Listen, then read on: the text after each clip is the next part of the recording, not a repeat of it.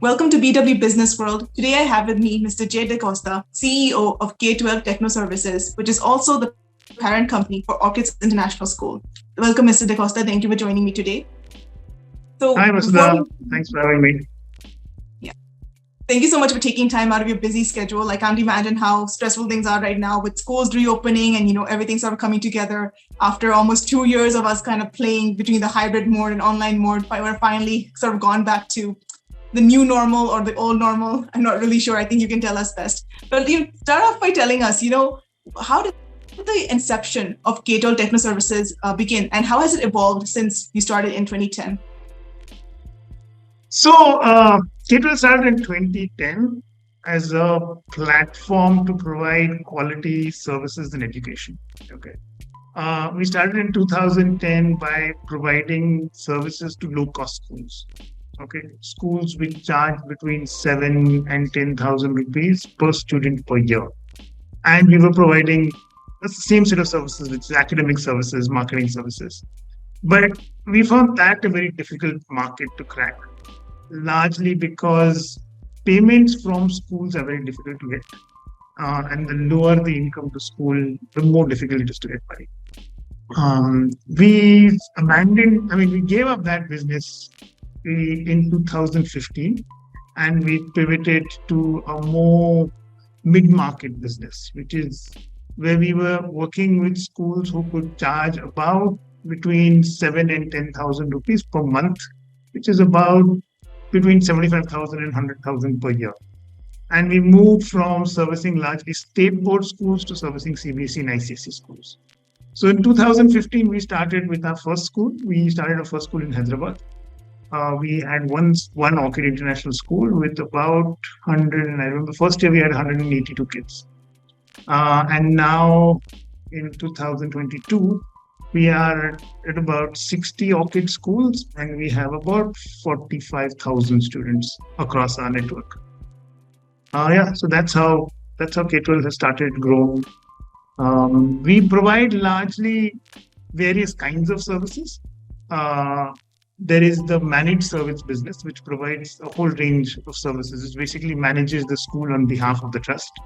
In that model, we provide teachers, we provide curriculum, we provide software, we provide management services, we provide accounting services, the entire range of services to a school.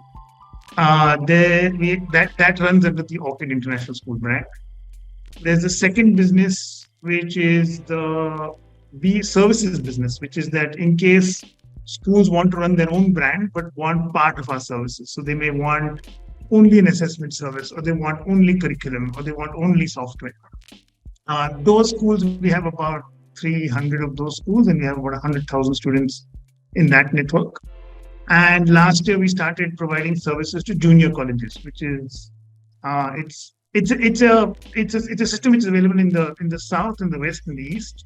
Which is after grade 10, a lot of students move to local grade 11, grade 12 colleges, which are called junior colleges here. Or in this different states, it's called different. In Bombay, it's junior colleges. In Bangalore, it's called PUC, pre-university college, first year, second year. And it's to some extent PU colleges or test prep colleges. And we started that. We have 5 such centers, and we have about 3,000 students in those centers. So that's the three businesses that we run in K12. What kind of influence has your work with the school have on your K12 Techno Services and vice versa? So from most of the schools we go to are schools which aren't doing well, or schools which have a debt issue, or schools we've got schools where the people running the school are extremely old. Like we got a school where the husband is 90 and the wife is 85. Or schools where the kids are abroad, but they don't want the school to close down. They want the school to continue running with a certain quality that they want to work with. And those are the kind of schools we normally work with. We normally have very long-term contracts with those schools. We have contracts ranging from 30 years to 50 years. And I think what we do in most of the schools is basically raise the quality of education that we do it. And we do it through a couple of ways. One is, in some cases, we will invest to improve the simple thing like what lighting goes into the classroom. How does a student learn? I mean, in a lot of cases in India, school learning is very textbook oriented. We invest in things like projectors, TVs. People can actually visually see what they want to do. We understand that the internet is very big, and therefore we say we need to introduce Wi-Fi into the campus. Part of the teaching is through video learning. So we change the physical infrastructure of the school. The second part is the academic infrastructure in the school, which is we say that we bring in our content and curriculum, which is all developed by us, but where we understand what happens with the teacher, B, the learning of the student, and the C, the most important thing is how to monitor that it actually happens. Okay. Most schools are very, very teacher dependent. If your teacher is good, your school is good. If your teacher is bad, your school is bad.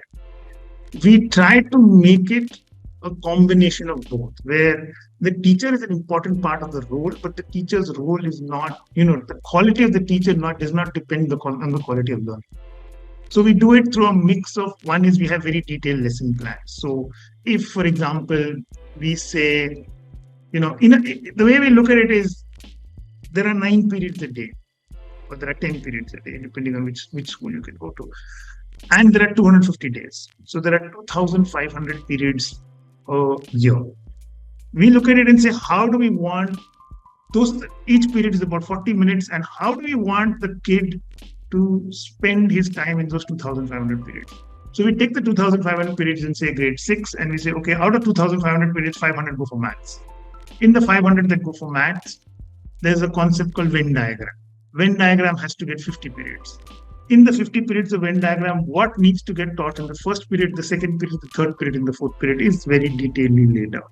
We go down to the extent of saying in the first period, what video will be shown, what part of the book will be taught in the class, what part of the book needs to go as homework, what presentation will be done by the teacher. So it's fairly detail oriented in terms of what the teacher has to do. So as a teacher, there's a base minimum that you have to do. Okay. Now, what we're able to do is, if a teacher is a good teacher, she always goes above the base minimum and is able to do much, much more than what we give. But if you have an average teacher or a below average teacher, at least the base minimum is delivered to the student, right? So that's the promise that Orchids has to all its parents, that your kid will get a base level of learning, irrespective of the teacher. It does not depend on, is the math teacher good, is the English teacher good? All those discussions are slightly less relevant in the whole scheme of things. The other thing we do is, through technology, we try to monitor everything. So all teachers have an app. If on a particular day there are 9 periods in a teacher's day, she will teach for probably 7 periods of that day. At the end of every day, she needs to enter in the app what did she teach that day, what was the homework for that day, and any additional instructions, videos, anything that happens. That goes to the principal. Principal looks at it, decides is it appropriate, is it correct, is English right, blah blah blah, and then is published to the parents. So as a parent, every day you get to know, okay, in this class of mathematics, this was what was taught. I have the homework of page 79, page 80, whatever the homework is. And in case I have difficulty or I feel my child is not understood, there is a video that is there where the teacher can, the parent can get the kid to look at that video, maybe play it for him 3-4 times, and understand it. So that's the way, from an academic perspective, we've changed around things. So it's a fairly detailed plan, but it also ensures that across all the schools, a certain quality is maintained. Oh, absolutely. And it does sound like you kind of have you have a lot of different hats to wear, because there's so many different services you're offering from one end, and also you have the whole primary and K12 section school to run. Can you tell me a little bit about, what kind of, do you have any plans to grow or expansion? Like, where are you planning to do the growth? Currently, we are present in about 8 cities, largely Bangalore. So we have relationships with, I think, 24 schools in Bangalore. We have about 15 in Bombay. We have 7 in Pune. We have 4 in Hyderabad. We have a couple in Bombay, in Chennai and Calcutta. Uh, we are looking at, so we don't want to have single relationships in cities, because for us, the to monitor it, to ensure quality becomes very difficult. If I have, for example, one school in Andaman and Nicobar, it's difficult to monitor it. The cost of monitoring it, the cost of ensuring your quality standards are met is very difficult. So we like clusters. So we're looking at other cities. So, for example, we're looking at Indore, we're looking at Jaipur, we're looking at Nagpur, we're looking at Aurangabad. Any second level city that can handle a cluster of 4, 5 schools is what we're looking at. No, that sounds like a very smart business model. But can you expand a little bit more on what kind of business model you have for Orchids International School and K12 Techno Services? So for Orchids, we have the simple model, which is the managed service school model, where we manage the school because, and the reason we do that is we do it in conjunction with the trust. But what ended up happening is that if you manage only one part of the service, there are other parts that break down. So, for example, what we've realized is that if I only provide books to the school, the question is, how are those books getting utilized? The question arises is that who are the teachers who are teaching them? Invariably, there is some level of slackness which goes in, which is that some people will say, this teacher is very good because she's somebody's sister or she's somebody's brother or such related to somebody, and they get hired. Okay. So then we realize we need to control that part of the whole system. Then we realize that, okay, people who are using the book aren't using it as well as we want it to be, and therefore you need to have a whole bunch of training that has to go in. So we started training. Then we realized that training itself is not enough, because training happens once or twice a year and people forget about it in a week. So we said, okay, we need to break down everything into modular ways by which people get just 1 week's input, and then, so it's like a rolling training. So every week, teachers get lesson plans, and therefore they're able to plan ahead what has to happen. So we said, okay, let's break this down into. If you have to do it every week, then you need to have a system to monitor it and understand what happens. And therefore, technology came in, because that's the only way you can ensure that you can deliver it and you can deliver to all the schools and also monitor that things have happened. Okay, so it's been a progression over time. It's not like, when we started this business, we started with all of these ideas, and you start with whatever you think is a good idea and you build on that over time. And I think that has taken us 12 years to reach here. So it's not like we are an overnight success or anything like that. We have learned on lots of our failures, and we've learned and we've come to this level. So the first model is the managed service model, where we manage everything, because delivery is very, very important for us, and therefore we need to manage large parts of it. We've got also into school operations, because we realize sometimes parents are saying, your academics are very good, but your toilets are very dirty. Your core acads are very good, but my kids never get an opportunity to play. Okay. Then we realize that for a school itself, a school is just not made up of academic products, but there is a non-academic part to it. There is an other learning part to it. There is a management of the rest of the infrastructure that is there. And therefore, we've developed expertise in those areas. So as I said, we've developed it over time. And the managed service is the largest business currently, because that's the business which most school learners are most troubled with, and COVID has increased the pace of that business. Because if you were an individual school owner and you had COVID, and COVID hit you, it was like a tsunami on the schools, and the whole school network just literally is collapsing and is still recovering from COVID. Because on one hand, you suddenly had to adopt a whole bunch of technology which you did not understand yourself. Second is you had to adopt it with a lot of your teachers who never understood it and just had to deliver it. And thirdly, I think delivery through online is difficult. If you have, and we've seen it even in our pre-primary children. It's very difficult for a pre-primary child who is 5 years old to sit for 4 hours in front of a screen and expect to get the same level of interaction, the same level of interest that you would get into a class. It's difficult for the teacher to control the kids. It's difficult for the parents. It's difficult for the kid itself. And that, I think, has affected two things. One is it's affected the school itself, because the school never saw those kids coming. It affected the teachers, and it's affected the whole learning system that is happening. So because of that, and because of all these pressures, a lot of parents then started questioning in terms of, why should I pay fees? Why do I need to send kids to school? All those questions came up. And schools, to some extent, are built on a certain amount of debt. So the school owner would have to build the school, would have taken a certain amount of debt to run the buses that he had, will always borrow money. Those debts didn't get waived in COVID, right? Everybody had to pay that. You can't say, "Hey, I'm not going to pay my EMI on the school building that I've built." But fees came down considerably, largely because a lot of parents left and felt that it's not worth me paying this money when my kid is not learning anything.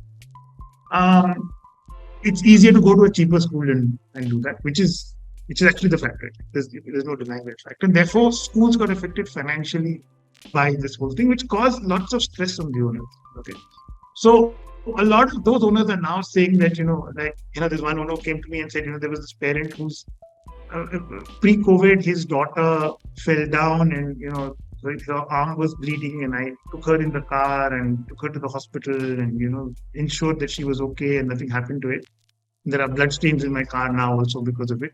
And the same parent in COVID came and accused me of being a cheater and not reducing fees. And they don't seem to understand that, the pressure that a school owner faces. It's not like, we're running this school only for money and nothing else, but we have our own pressures, We're not running the buses at all. We're not charging any bus fees, but their bus EMIs continue to pay. You may not pay me, but I need to continue paying my teachers. I can't, throw out all my teachers. Yes, I save some money on electricity, but that's a very small part of the overall cost of the school. So school owners have got very badly affected by COVID. And therefore, the number of requests we have got this year from people to hand over, to say that, listen, we don't want to be in this business anymore. It's too tough a business. It's not worth the effort. The effort reward ratio, the emotional pressure that we have to go through is not worth it. And therefore we want to have a management contract with you guys. So currently, for example, we have almost like 290 requests from various schools saying, can we partner with you and can you manage the school for us, which we have never seen before. Okay. So, COVID, I think, has affected the schools, the K12 school segment very, very badly. And I don't have data, but you'll also see it in the number of new schools opening. There are very, very few new schools opening compared to previously, because nobody wants to get into the schooling business anymore. Right? Like after the mess that COVID created in the schooling sector, the number of people entering the segment is much lower. So so the managed schooling is the largest business. The second business we have is, if schools don't want to adhere to all our standards and all our methods and all our processes, they can offer some part of it, so they can decide we only want to do assessments, or we only want to do curriculum, or we only want to do safety and security. So that's the second business. And the third business is the college business. We see currently all three businesses expanding. The managed school business, I explained to you about COVID. The services business is expanding because school is a complicated business, right? It's not a single business. You have buses, which is transport. You have CADs. You have operations, which is ensuring that your toilets are clean, your infrastructure is in good working condition. Okay, so it's a combination. You have financing, which is like, how do you set up a school? So if you take especially like a CBSE school or an ICSE school in India, you require half acre to 1 acre of land. If you're in Delhi or I'm in Bangalore, half acre of land is really, really difficult to find and very, very expensive. And then on that, I put up a building which will cost me another 10 crores. So financing is an important part of the whole thing. Then there's the whole issue of accounting for it, ensuring my returns are right. So school is a different school. A school is basically a combination of 5-6 different kinds of expertise. What we have done is created that expertise in each, and then you can go to a school and say, which part of the expertise do you want from me? So that's the services business. So we currently do about 300 schools. We expect to go to about 1,000 schools next year in that business. And the college business, it's a smaller business, but colleges are facing similar issues. So in colleges, we expect to double from five colleges to about 10 colleges in the coming year. So that's the three businesses there. But what other trends have you seen post-COVID that you think are going to stick around? And maybe some trends that you don't think are going to stick around? So I think currently there's a very negative view on screen time among parents. So we wanted to do this thing where we do assessment of kids on a multiple choice option, and we wanted kids to bring either bring a tablet or a phone so that they could answer the question on multiple choice on the phone.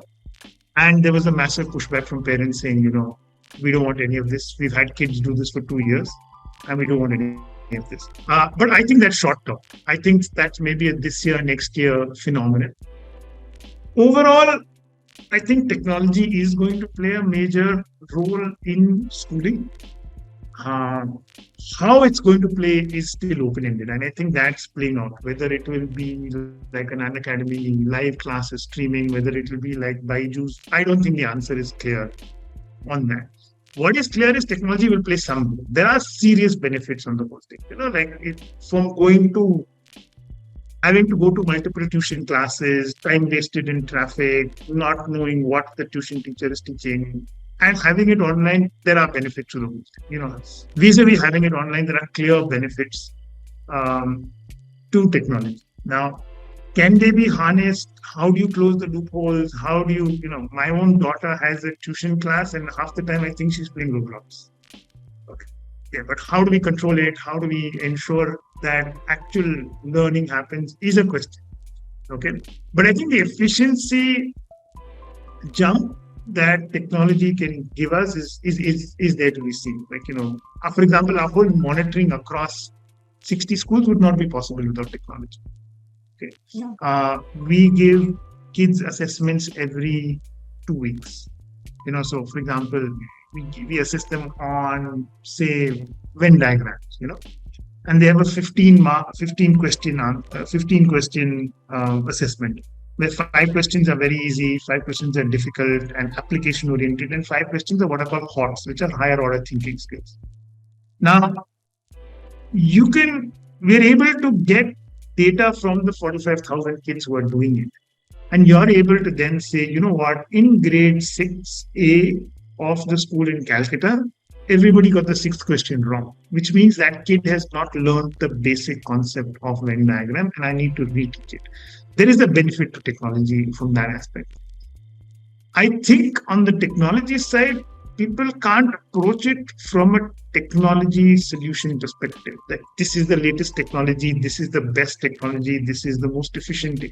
You have to look at it from a usability perspective of a teacher. How will the teacher use it? Where will the teacher have time to use it? A teacher has 9 periods a day, 7 periods she's teaching, 2 periods she has to do correction, she has to prepare for the next day. So in these 9 periods of classes, most of our teachers are women, they have to go back home, they will go back home.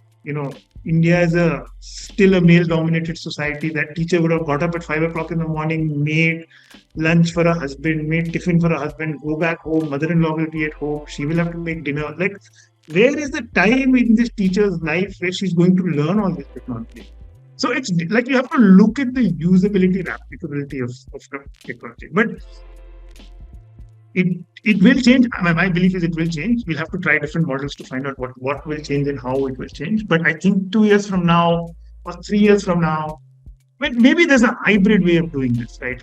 That's one of the thoughts we have, is that maybe the learning happens in school, but the homework happens online, or correction happens online. Some of it shifts to online. So, one thing we've learned in COVID is that you cannot replace the social interaction. So social interaction has to happen in school. Okay. Yeah. But maybe in a class of 40, there are different kids with different learning levels. It's not necessary that a particular subject in maths or English, all the kids learn at the same level. Maybe there is a way by which technology differentiates those kids, and then you're able to break them into smaller groups in an online environment and say, okay, these kids are really smart and get the concept. Maybe they need more challenging issues, whereas other students are basic students, and therefore they need less challenging issues. So I think I don't know the solution, but I think tech will play a way in terms of to get to that individualization level. But currently, absolutely. I think the anti-tech thing is a short-term phenomenon. I think it's a 1-2 year phenomenon. We are not completely technology. It's a tool, right? It's about how you use it. Yes, correct. We've overused it over the last 2 years, so now we need some detox from it. But it will still come back. So my final question to you is just because you're in the education sector, do you have a personal philosophy on education? So a bit of the personal philosophy has rolled off in Orchids, which is, I think we cannot have, we need to be able to expose kids and our students to a multitude of options, So one of the things I regret, for example, doing is I don't think I'm a great singer, but I never even tried that. Okay, I never even went there. I again don't think I'm a great dancer, but I was not even taught. So I think kids, especially like if I compare it to my generation, where I did CA, but that was the option in commerce. There was not many other options in commerce. But the current level of options that you can do are much, much wider, much vaster, and therefore, I don't think we should slot kids into becoming engineers and doctors in grade 4, 5, 6, 7, 8. We need to find a way to expose kids to everything possible. Okay.